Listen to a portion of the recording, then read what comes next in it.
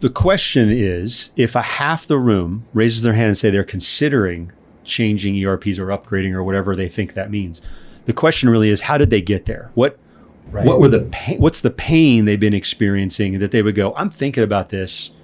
It scares the shit out of me, but I am thinking about it. What are the things that they think they don't have, or the pain they're experiencing that they would get to that point? Or the advantage that they would get if they had a better system because maybe their system is inadequate. Well, right. That's a pain point. They're looking to gain something. Right. Yeah. There's a pain point of I don't have reporting, et cetera. So that's the topic today. So I want to go to Greg first as our resident CFO. Yep. And off the top of your head, what would be the first thing you would think if I'm considering upgrading my ERP or my accounting system? What would be a reason for that? Well, while you guys were talking, I was just thinking what's interesting about this whole question is people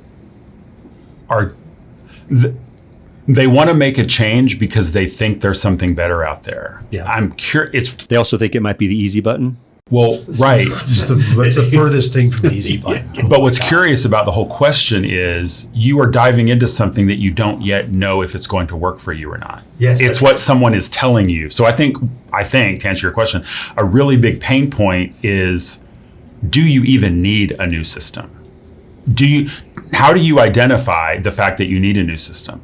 Because I think it's sort of what you said. Well, they think they need better functionality or they think they need better reporting. Are they not getting any reporting right now? Because they probably are. Well, you know what I mean? How do you know? In the context of the room I was in a month ago, there were a few people, they asked a few people like why, like what's the driver behind it? And a couple of people said, well, our system is siloed. It doesn't talk to anything else. And so much of construction tech is about integrations and third-party software that can provide functionality you want, like a Procore or something else. And their system doesn't have APIs to connect to other softwares, or it doesn't function the way they want. And so that was a big driver behind some of them, was because my system doesn't talk to other things, and I can't have a siloed system in 2025. That's a good one. I think that's a tangible one, is what I'm thinking. Right. Like we as people who deal in systems all the time need tangible reasons to change. And if you don't have one, are you just changing? Right. Half the people in that room raised their hand. How many of them thought, well, I just need to change because look at all the AI out there. I want that. Right. Or half the people in this room are raising their hands, so there's probably something better than what I have right now. So I think a good pain point to start with is, do you even need a new system? And if you do, why? Why? Right. Yeah.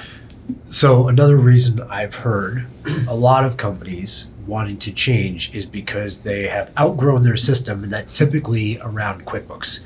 They're trying to run a construction company. Yeah.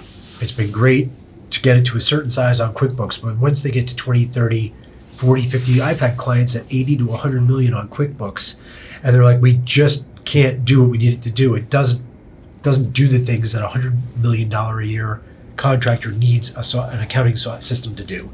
It doesn't have inventory management. It doesn't do resourcing. Doesn't track retainage. Right, like there's workarounds. You're using third-party things. You're doing a lot of stuff in Excel, and they want a system that can actually do this stuff natively. So they are using a system designed for a smaller business, and they've outgrown what their software is capable of doing.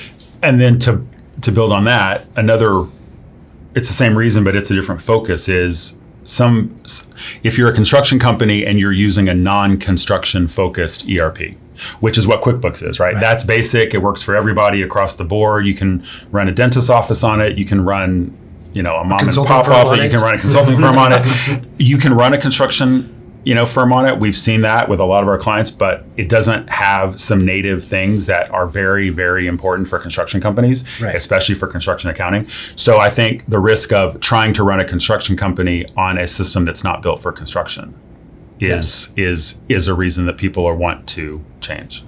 Another one I've heard is that they need new functionality. For example, multi-entities. Maybe it's a private equity group that's buying them up, and they have different platforms. They want one common accounting system with individual entities inside of it. Or you want to open a second location, or you want to run it as a separate office, either a separate EIN, or you want to track its financials separately. So you need multi-entity support, which crazy is QuickBooks has just come out with a multi-entity version that they were launching and announcing at Groundbreak. So we did a demo on that just a few weeks ago. But multi-entities, certified payroll, like, they need Davis-Bacon reporting. They need certified payroll reporting, and they can't get it out of their system. So they're having to go to a third party like a Paychex or an ADP to start running payroll. So now you're outsourcing things and taking them out of the ERP. Or that's where you go back to the integrations. That's right back to the integrations. Right back to integrations or native functionality, right? Like some systems have native payroll built in, some leverage third-party platforms. Maybe it's inventory, or maybe you do service work as well as construction work, and you need to be able to track service work separately, and that's a different type of accounting need. Yeah. So these are all things that we hear that are drivers behind why might they want to change.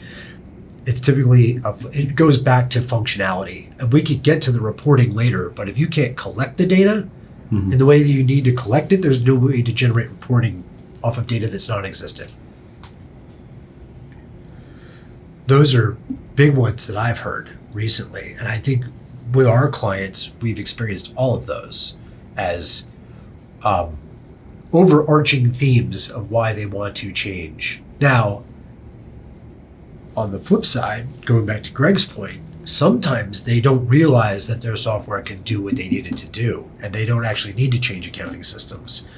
They just don't understand how their system can be leveraged to get what they want. Or maybe maybe they've had it for 10 or 15 years and there's a new module, or maybe they didn't upgrade the system the last time.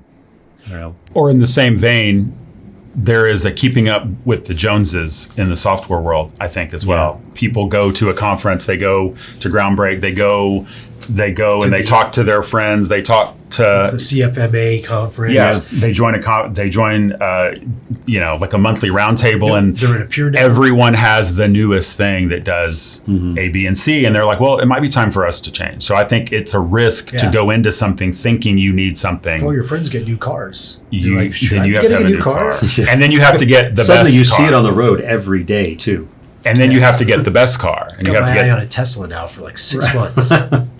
So I think that's something to really think through when you're trying to select. If you're going to go to a new system, is do you need it and why do you want it? Yeah. I know, I think one of the things you wanted to talk about was, okay, we've determined that we need a new system. Yeah. How do we start even going out there and looking at what's available? Right. I have had so many clients that either went to like the newest version of what they already had. In my mind, that's like they've been on Sage 300 or Sage 100, they just go they just go to Intact. They already know Sage; it's a known entity, so they just go to the newest version of it. Not the same. Not the same. That's a whole other conversation.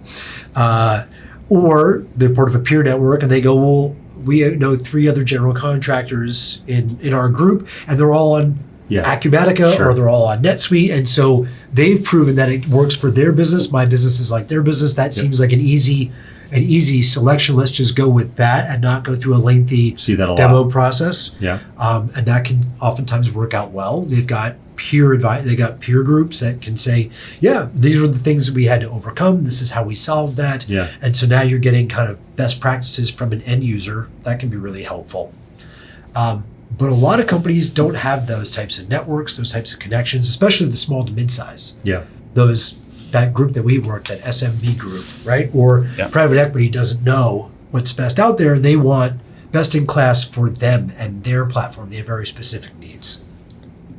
So common pitfalls we see in selection.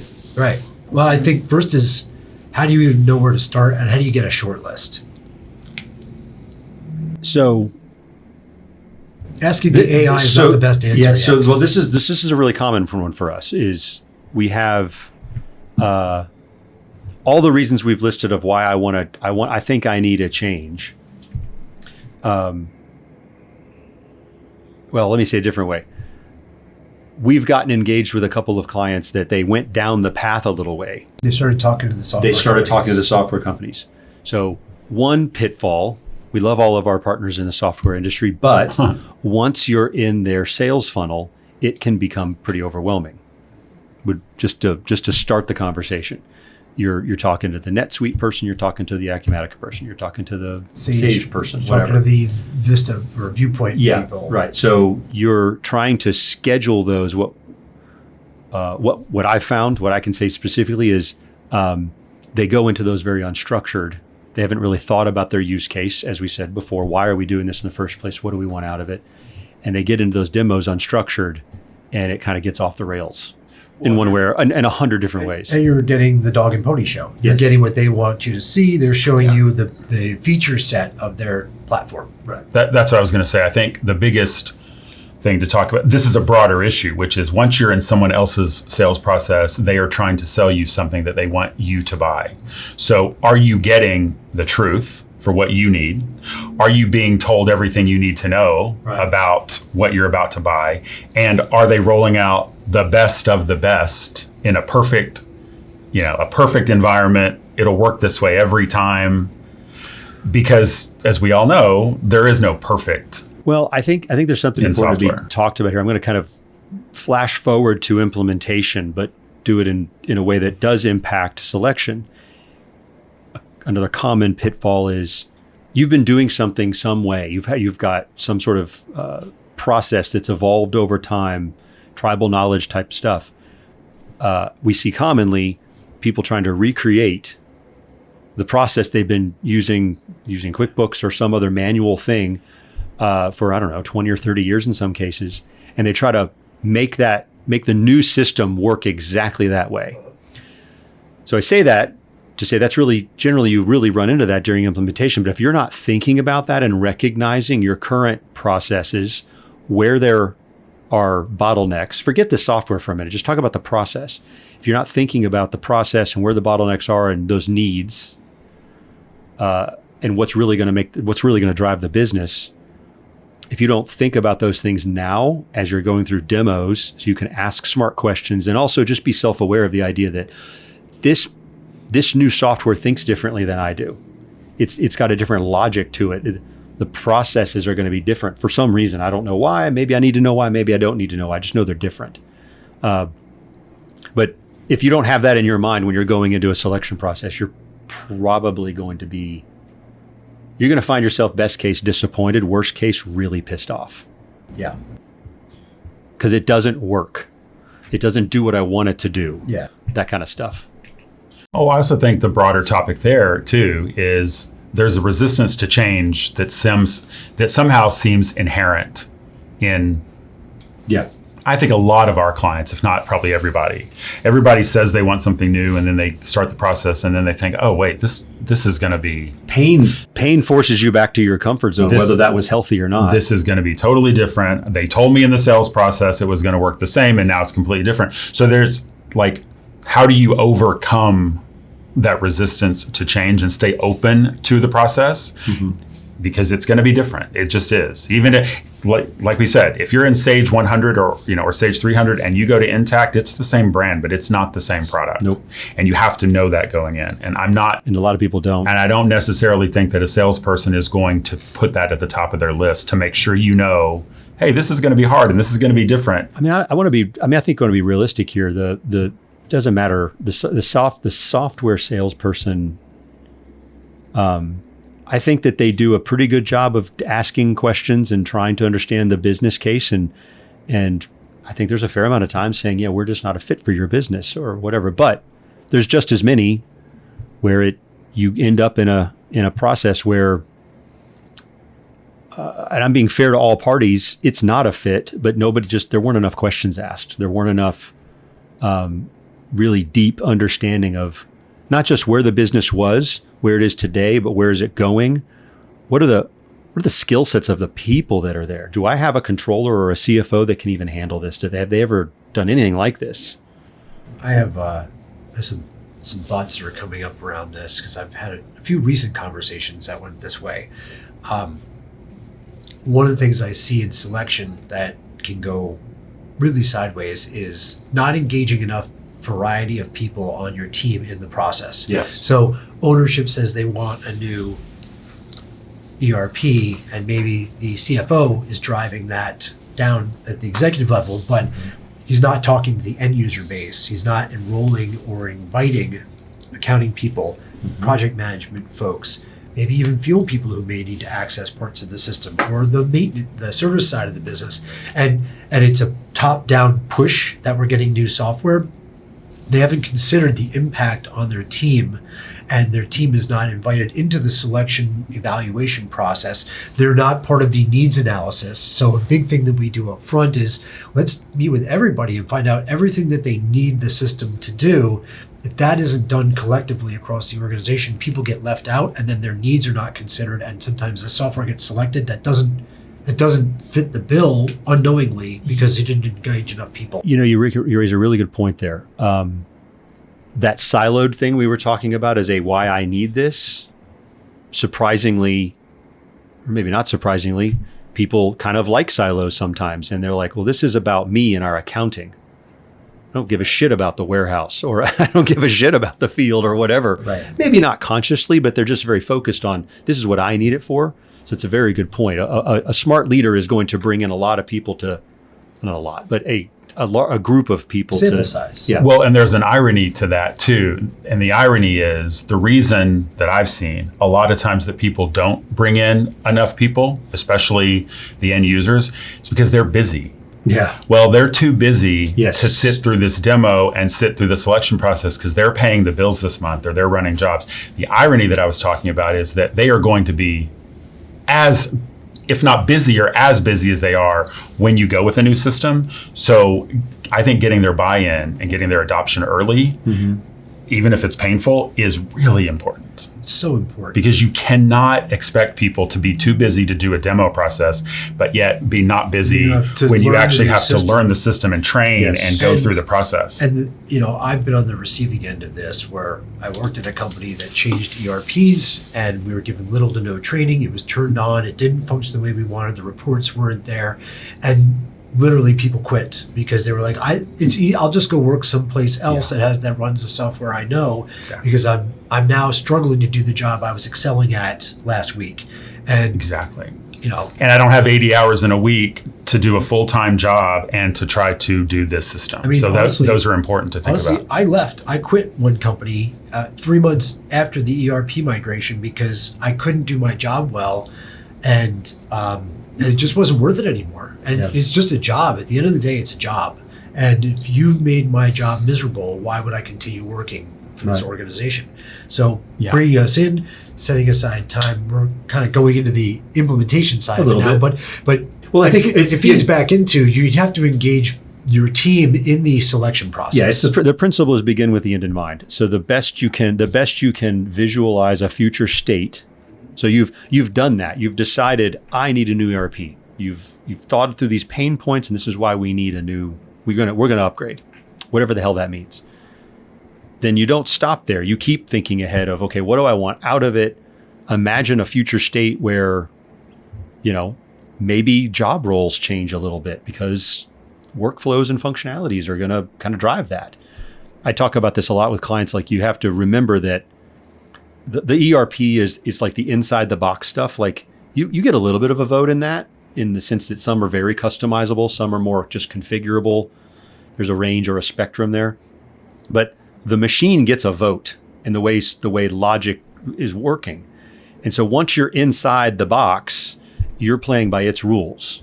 So you have to be, you have to kind of think, again, getting a little bit into implementation, but on the selection side, as best you possibly can, be asking those types of questions. Like, we do it this way. What does the alphabet look like inside the box? I mean, great example. We're working with a client on the West Coast, and we met with, they have 2 divisions, let's call them, and they have multi-state payroll. And we had to spend a significant amount of time with their payroll people just to understand all the different flavors of payroll that they have. The fringes, the benefits, the taxes, the regional, the local stuff, the state stuff. Union, non-union, certified, non-certified. Like, that was days of conversations for us to fully understand. And a lot of the people that work at that company had no visibility into that. And they were sitting into those meetings and they were having aha moments like, oh my gosh, I had no idea you or somebody in that department was doing all these things, and how much of it the ERP could and couldn't do, how much they were doing outside of the ERP in spreadsheets to feed back in. Like, like, this is why it's so valuable to bring everybody from the organization in, sample, representatives from each department in that are going to be impacted by these types of systems changes. Mm-hmm. Just changing to another topic that just occurred to me. I think another really important point in the selection process that we haven't yet brought up is the cost of a new ERP. I was going, yeah. I wrote Not down just what the software costs. Yeah, there's costs. I wrote down unpredictable costs because if a new ERP out of the box cost X on day one, and it actually costs that on day 365, we would all be shocked. It's never that. And right, time costs and dollar costs, those are both costs. But what a system costs up front and what it ends up costing you with any add-ons, new modules, time, people who schedule quit, extensions, all of that. That is a really important thing that people need to think about when selecting a system. The follow-on to that is that no two software solutions price their product the same. Some are a user base, some are just a flat fee, monthly. Different levels of licensing. There's different levels of licensing. It's all over the house. Support and maintenance fees. And that's what back is to the sales process. What is considered core tools versus what is an add-on? What is a third-party implementation? That it is. There's no standard whatsoever. I've got a perfect example. This just happened to me with a client. We've been going through project management software. It's not an ERP, but it's the same concept. There's a system that does everything, and it's all included. It's all one price. And there's another system where you buy the modules individually and separately. You can do half, you can do all, you can do 3/4, and those prices are radically different. And the client going into it thought they were going to be in the same ballpark. And when you realize it's not apples to apples here, it's apples to bananas, not even oranges sometimes. Apples to cars. I was going to pick a more exotic fruit, but apples to mangoes. How about that? I was going outside of the fruit family. You are that's radically different. But I think pricing goes back to the sales process too. What does the salesperson tell you, who you may never see again, that it's going to cost, versus what does it actually cost when you go through, after you've made your selection and you're now dealing with implementation. One other thing to think about, building on that in selection, is the software provided and implemented by the software company? Good point. Or a third-party reseller or VAR, evaluated reseller? Is it that can be a big decision factor, and people don't even consider that. Like certain softwares, you only get it from the manufacturer, the software developer, and other ones you can only get through a third party. Let's talk about that in a minute. And the third parties vary widely in their ability to deliver. Yeah, so let's talk about that in a minute. Do you think that is a actionable decision factor? If I'm considering two different softwares, one is self-implemented and the second one is a VAR, we'll just say. Yeah. A third party. I think it should be, but back to what we started off with, you don't know what you don't know in the selection process. How do you know that a software-driven implementation is better for you than a VAR? You don't. I think there's evidence. I think there's evidence that you could make a case either way. That's my point. You can make a case either way. So I think going through the selection process and understanding multiple options is where you could really do a lot of work, and you could really understand what does a VAR do what does the software company do. Now we've had clients that is a decision factor for them. They decided this is important to me. We want self-implementation. We want it to be in-house, whatever the term you want to use. And that was important to them. We quizzed them. We talked to them like why and how come and when and where and all that. And it was. So that's okay. It's okay to be one. Another variety of that is they want a VAR that's local. They want somebody local. They want somebody in their same city do the implementation and do their long-term support and maintenance. They don't want somebody on the other side of the country or the a neighboring state or the world. Yes. Or do they understand that a VAR does implementation and then could also stick around and be your long-term service, versus a software company might only do implementation and then give it to a VAR for service. So there's a lot of options you have to consider when thinking about selection, and we help clients do that all the time. There's also, you have to remember, the model it's changed. There was a time it's been several decades, but the on-site was how the training happened. That's, I'll get it in a minute. The configuration and the design of the system. There was some remote stuff, but it was mostly they would show up and do sessions and then go away and design and come back. That changed with the advent of video conferencing. Yes, right. Well, and the conference room pilots are called that because they literally would lock themselves in a room, in a conference room, and break the system and test it and test it and test it. We're going through conference room pilots right now with a client. Some have been in virtual. Best practice from our perspective, by the way. I think they need to be in person again. Maybe not the VAR, but we're finding great success being in person, driving this client, guiding them through the conference room pilot.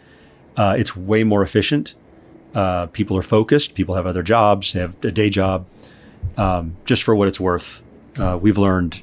Sure. Going forward, if we can make it happen, we need to be on site for those things. I digress. I'm into implementation. Yes. But back to selection, like these are also things to consider, like who do you want to partner with? Because you're really picking a partner in this. Am I partnering with a software company? Am I partnering with a software company and a VAR? Am I just partnering with a VAR?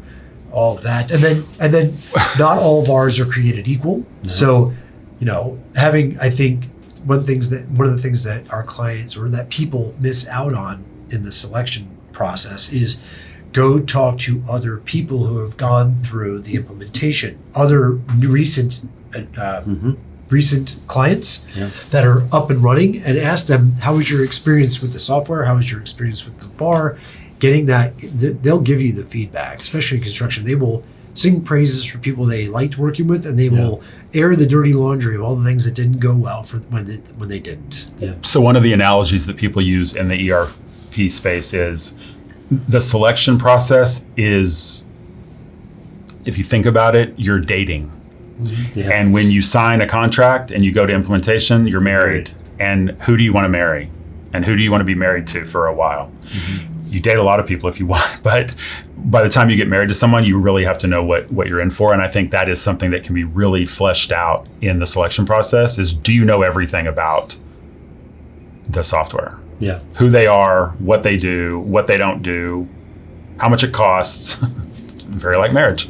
Yeah, well, the thing you have to consider is in the sales team, you will probably never talk to them again. In fact, I'm sure you won't. You choose, you're going through a reseller, let's say, for example. You're talking to Adam to get the deal done and choose and select and okay, we chose this system. And then you're introduced to Greg. Hi. Who's your implementation manager or whatever they're called, project manager, whatever, they and then you'll talk to the salesperson. And by the way, and then they say, "Where's Adam?" And I'm like, "Adam, I don't really." Oh, Adam, yeah, he's not here anymore. Yeah. He's working with other clients already. And then, of course, you're going to get intrduced to Greg's team, which is a group of 3 or 4 people who are going, or maybe more in some cases. So you just have to know that going in. I say that because the whole idea of, do I want in-house, do I not, and is that a valid? If that's a selection point for you, if that's important to you, then it's important to you. But know that, well, my advice always to clients is, that's fine. You're allowed to like green instead of blue. If that's the way you feel about it. Just go into it with your eyes open, understanding what about you think that in-house versus a VAR is better or worse. Or do you not know? And you just think ask that's those the questions. Right. Be sure to ask those questions in the selection process. You're allowed to ask 1,000 questions and then some. 10,000 if that's what it takes. Yeah. They don't want you to, but it's well within your right to know what you are selecting. Right. I would say on a technical side, one of the things that it occurred to me to mention in this conversation is most systems now are cloud-based. There are still some legacy systems that are local server On-prem. or on-prem, they call them, based, but most things are now cloud-based. Where is your data stored? Mm-hmm. Where is it housed? What is the platform? Is it SQL? Is it something else? Is it on AWS? Is it on Microsoft Azure? Like, where is your software actually living? How much is it backed up? Who has access to it? How secure is it? These are mostly answered well by the big software companies. Mm-hmm. Some of them have their own data storage. Some of them have partnership agreements with like AWS or something like that. But it's from a security and technical standpoint, a lot of the IT departments that we talk to on these projects are concerned. Like, where does our data live? Is it our data? Is it hosted locally? Is it hosted nationally? They don't want it hosted. We have some software companies are Canadian based. Yeah. And their data is hosted on a Canadian server, and if you don't request it specially, then you can get it moved to an American-based data centers, or however you want to think about it. It's more of a technical conversation, but there's certainly an aspect of cloud software that is, well, where does the data actually live? How easy is it to access? Right. You had some other things? I don't know. I was just looking at my notes. I wasn't sure if we were. Yeah, I don't know. Do you have any? So I'll tell you what, I was just going to ask. So Greg's, as usual, Greg is well prepared. Yes, I've got my notes. And I have nothing in front of me except a cup of coffee. Is that coffee or tea? It smells like cinnamon tea. Or it is actually tea. I was like, what am I smelling? If that's coffee, something's wrong. Cinnamon tea. Okay, good. I was like, something's the matter. Yeah, that's some awesome coffee. I want to try. I know. I was like, I'm sick. I don't have any wrong with my bourbon in head. this one. So I was going to ask. So we've covered a really nice wide range, and we're going to do another episode where we get into the implementation side of things. Yes. So we're tiptoeing into that. So I wanted to kind of pull it back and go, is there anything, Greg, that you walked in here thinking, I got some pain points here that we haven't covered? I mean, I made my two for selection. I guess, do we want to make this about us or them? Because if we want to make it about us, I don't want to say something like, do your homework, because we can be the homework. I think it's worth touching on, maybe we can touch on some of the pain points we've talked about and how we help our clients minimize, some cases eliminate, or mitigate some of that pain. Yeah, that's what I was thinking. Okay. Because I think doing your homework could include people who know what they're doing. We always advise that our clients consult with a qualified third-party expert, such as ourselves. Yeah. I would say that we've even heard from the software companies that they enjoy having an outside third party that understands what's really happening, that can help the client navigate all the ins and outs. Well, I think. Go ahead. No, I was going to say, I think that's a good point. I think what I was thinking to say about that was there's a point at which you can't know everything about what you're going to select. No, there is a leap of faith. There's a leap of faith, and there's whatever analogy you need. And because maybe you've never done that before. Maybe you've never selected a new system. Maybe you've been at a company 20 years and you did one 20 years ago. Maybe it's your fourth job and you've done 4, but that's unknown. So you can't know everything, because you're not going from one company to one software probably more than once, right? It's a one-time thing. So you can't know everything, but what you can do is bring in experts who know and who have done it and who have seen it. Mm-hmm. And so I think asking people to tell you what they don't know is really valuable, as well as being prepared to accept the answers. Because that, to me, is the biggest thing. Like, this is going to cost, I'll throw a number out, this is going to be $100,000 and take you 15 months. No, there's no way it's going to take 15 months. It's not going to be $100,000. We've had that conversation. It happens all the time. And that is all the selection process slapping you in the face and saying, this is what it is. This is what it's going to cost, and this is how much time it's going to take. Mm-hmm. And not having someone there to guide you through it or tell you that, look, they're serious. If they say 15 months, it's 15 months. You might be able to go a little faster if you really can, but let me be honest with you. It's going to take 15 months, or it's 9 months. It's every bit of 9 months. Well, I wish it was 6. Well, 6 is doable, but let's talk about what that means. Exactly. That means, Karen in your accounting department that handles AP right now is full-time implementation. You won't see her again. And, and when you do, she'll have gray hair and be cursing you. Right. Because she hates her life. Be sure to make sure you have plenty of gift cards and or spot bonuses or help her out at home some way because she's never going home. But I think all of those things happen at the selection process level, so you can be given some good advice, good advice is really valuable in a selection process. I think what we're talking about here is expectations. Yeah. I would just say a lot of people try and rush through selection. And just like a good construction project, the more time you spend planning it, the easier the build will be. Plan the work the plan. Exactly. The more time you spend in selection and taking your time and not being rushed into a decision and not having some arbitrary timeline of we have to get this all done by next January 1st, give yourself some grace, give yourselves the time, be patient, work through all of it. Don't shortcut the selection process. That is the number one killer of these projects is the client didn't take their time, they didn't do their homework, they didn't evaluate what was out there, they didn't ask enough questions, they made a choice, they got an implementation, and then it went sideways on them. And we've heard story after story about we got halfway through this and we pulled the plug, we said we're not changing, it just isn't. Yes. And now we spent $100,000 to learn that we're not changing. And a lot of brain drain and a lot of stress. And the thing I was going to add to that was whether this is true or not, on face value, a new ERP could and should last you 10, 15, 20 years. 30 years maybe? 30 if you get lucky. So this is a long-term decision. At selection, you have the opportunity to ask and think about everything that you might not be thinking about.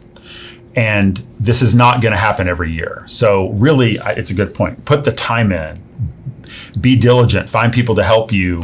Ask every question you have because you're going to live with you're going to be married for a long time. So the whole team is going to be married. So your whole team's going to be married. If you're lucky, you'll be married for a long time. Well, we know, it's statistically factual that the majority of ERP implementations fail.